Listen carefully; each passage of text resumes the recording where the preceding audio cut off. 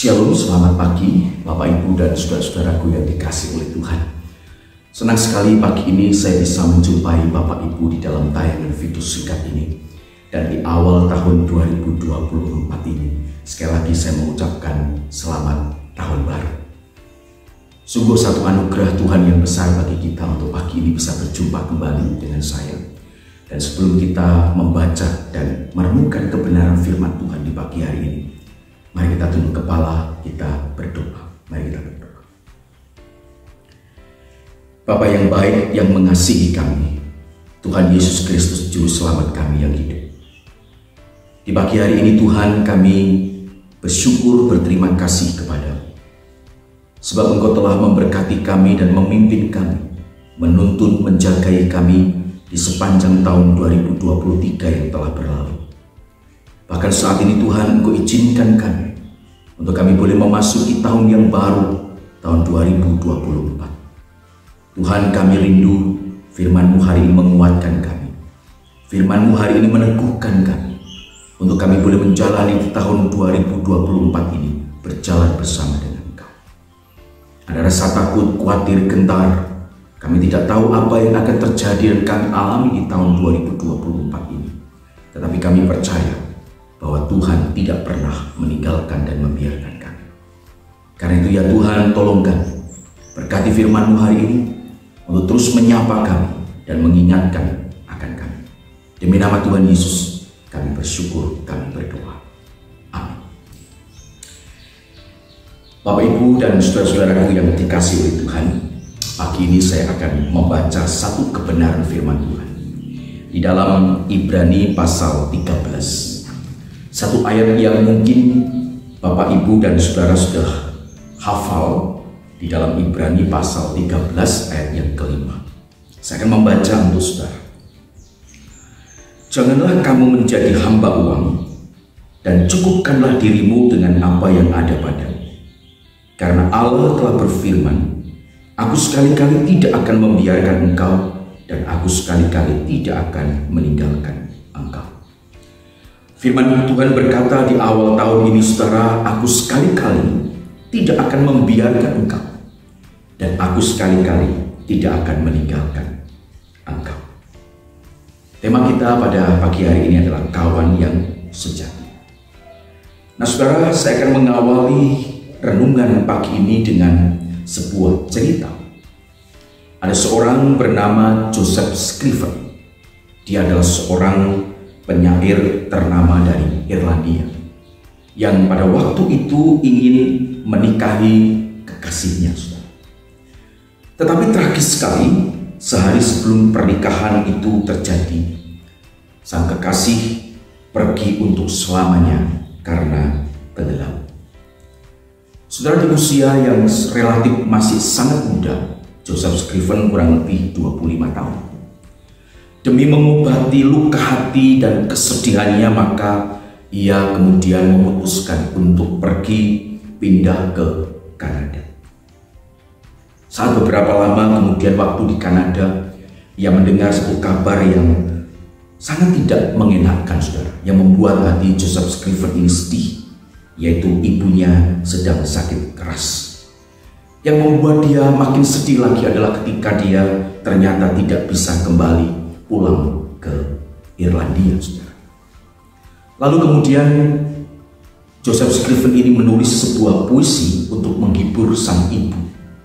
Dan puisi itu kemudian digubah oleh seorang yang bernama Charles Crossan menjadi sebuah lagu hymn yang sangat terkenal dan menguatkan jutaan orang di seluruh dunia, termasuk kita mungkin hari ini. Yaitu pujian itu berjudul Yesus Kawan yang Sejati. Nah saudara, Ibrani 13 ayat yang kelima bagian yang kedua berkata bahwa aku sekali-kali tidak akan membiarkan engkau, dan aku sekali-kali tidak akan meninggalkan engkau. Saudara, nats ini dikutip oleh Rasul Paulus yang diyakini sebagai penulis kitab Ibrani, saudara. Dikutip dari kitab Ulangan pasal 31 ayat yang ke-6. Dan ini merupakan suatu janji yang disampaikan oleh Tuhan Allah kepada Yosua sesaat setelah Yosua menggantikan Musa untuk memimpin bangsa Israel. Tidak mudah untuk memimpin bangsa Israel, bangsa yang kita tahu semua dari sejarah Alkitab, suatu bangsa yang keras, satu bangsa yang tegar tungku, susah untuk diatur dan mau berjalan sesuai dengan keinginannya sendiri. Karena janji itu, saudara, maka Yosua yang penuh dengan kekhawatiran, Yosua yang penuh dengan ketakutan, seolah-olah mendapat semangat yang baru untuk memimpin bangsa Israel yang terkenal dengan bangsa yang tegar tengkuk dan keras kepala itu. Dan Alkitab mencatat, saudara, Yosua sukses di dalam memimpin bangsa Israel meski banyak sekali tantangan yang harus ia hadapi. Penulis kitab Ibrani mengutip nas ini, saudara, untuk kemudian menguatkan orang-orang Kristen di Ibrani yang sedang mengalami berbagai macam tantangan, yang mengalami berbagai macam kesulitan pada waktu itu karena iman mereka kepada Kristus. Mereka dianiaya, mereka diperlakukan secara tidak adil, mereka hidup dalam kesusahan, mereka hidup di dalam penderitaan. Maka pesan dan janji yang sama yang disampaikan kepada mereka, yaitu bahwa Allah tidak akan membiarkan mereka. Allah sekali-kali tidak akan meninggalkan mereka. Saudaraku dikasih oleh Tuhan, kita sudah meninggalkan tahun 2023 dengan segala macam pengalaman, dengan segala macam hal yang bisa kita alami di tahun 2023. Semua sudah berlalu. Dan hari ini, saudara, kita memulai tahun yang baru, kita memasuki babak baru di dalam tahun 2024. Pesan yang sama yang juga disampaikan kepada kita, bahwa Tuhan Allah yang akan menyertai Yosua, yang sudah menyertai Yosua, yang telah menjelma di dalam Kristus, tidak akan pernah meninggalkan kita dan membiarkan kita seorang diri. Ia adalah kawan yang sejati. Saudara dikasih oleh Tuhan, tidak ada seorang pun yang tahu apa yang terjadi dan akan terjadi di tahun 2024 ini. Ada orang-orang yang mulai khawatir, ada orang-orang yang mulai takut, cemas ketika memasuki tahun 2024. Karena persoalan di tahun 2023 belum selesai, dan otomatis itu dibawa di tahun 2024. Tetapi sebagai orang-orang yang percaya, kita harus mengimani, kita harus meyakini akan pesan dan janji Allah bahwa Tuhan tidak akan sekali-kali membiarkan kita. Ia tidak akan sekali-kali meninggalkan kita. Saudara, mungkin bagi sebagian orang memang takut untuk dibiarkan dan ditinggalkan sesamanya. Tetapi bagi saya, saudara, hal yang paling saya takutkan dalam hidup saya adalah ketika saya dibiarkan dan ditinggalkan oleh Tuhan.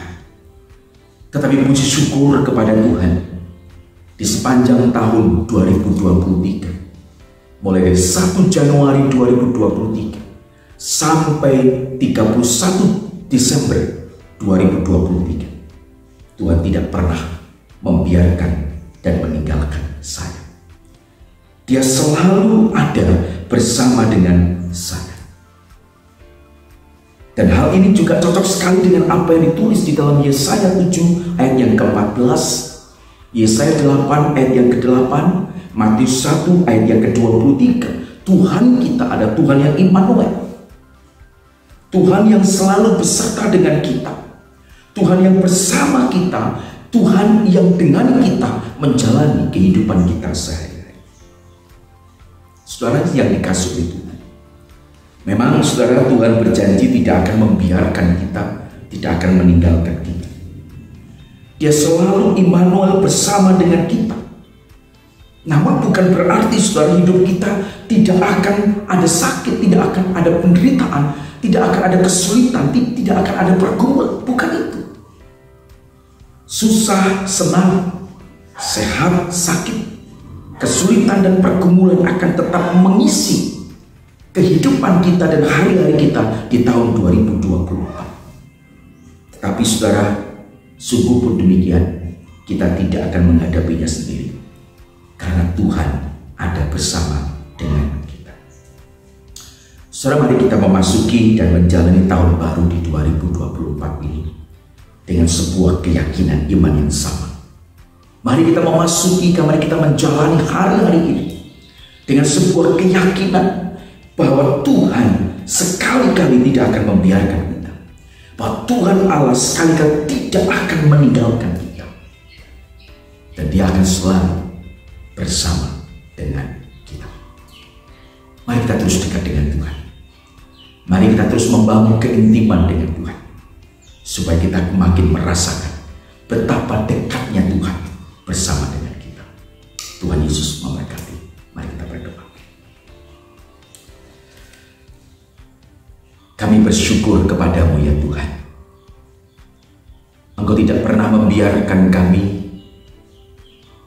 untuk memasuki tahun 2024 dengan keraguan, dengan ketakutan dan kekhawatiran. Tetapi Engkau memberitakan firman kepada kami supaya kami memasuki dan menjalani tahun 2024 ini dengan sebuah keyakinan bahwa Engkau tidak akan pernah sekali-kali meninggalkan kami. Bahwa Engkau tidak akan pernah sekali-kali meninggalkan dan membiarkan kami.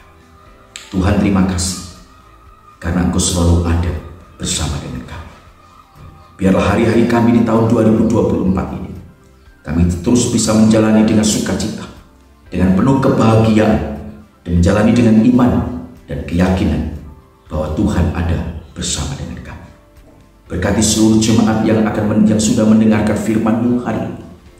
Mereka yang saat ini mungkin dalam ketakutan, kekhawatiran, kegamangan di dalam menjalani tahun 2024 ini. Biarlah firman-Mu hari ini boleh menguatkan dan meneguhkan hati kami semua. Terpujilah nama-Mu ya Tuhan. Di dalam nama Tuhan Yesus kami bersyukur, kami berdoa. Amin. Tuhan Yesus